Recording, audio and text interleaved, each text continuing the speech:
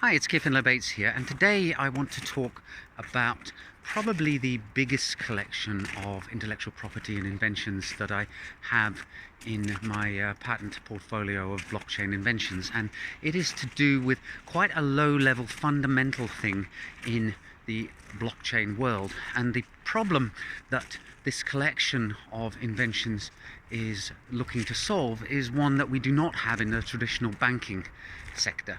So when it comes to ordinary everyday banks, you open a bank account and that bank account number then becomes valid, and you can start receiving transfers or you can start making payments, and then eventually you may decide to close the bank account, and now the bank account number is no longer valid. And the same happens in credit cards. They are issued and the credit card number is not valid before it's issued, and they can be cancelled, for example, if they're stolen, and then transactions from the stolen credit card are no longer valid or honored.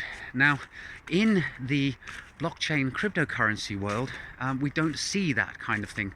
When, for example, Bitcoin was first created, all possible 2 to the power of 98 or however many number of Bitcoin addresses that there can be are all valid from block 1 and will be as long as the Bitcoin blockchain continues to be extended. So that means two things. One is, if you accidentally mistype the Bitcoin address that you want to send your coins to, then chances are they're lost forever. That transaction is perfectly valid, but if you pick a Bitcoin address at random, nobody has the private key to it, and therefore nobody can spend those coins ever again. And the second problem is that Bitcoin wallets generate address after address after address, and there is a good reason for that. It's for security purposes.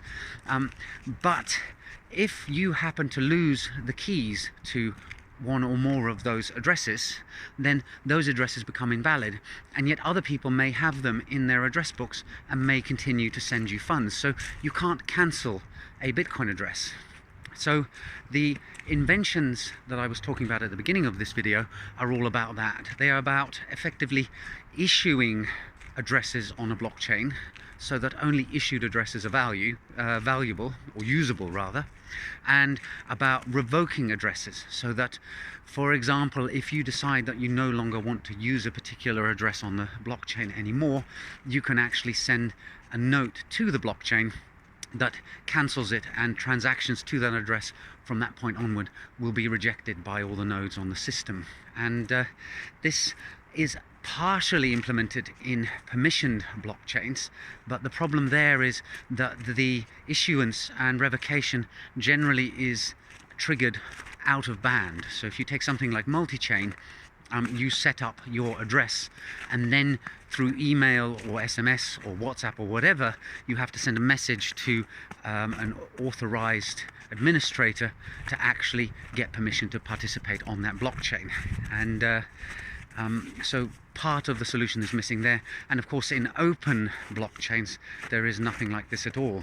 So hope you found that interesting, and I'll see you in the next video soon. Bye for now.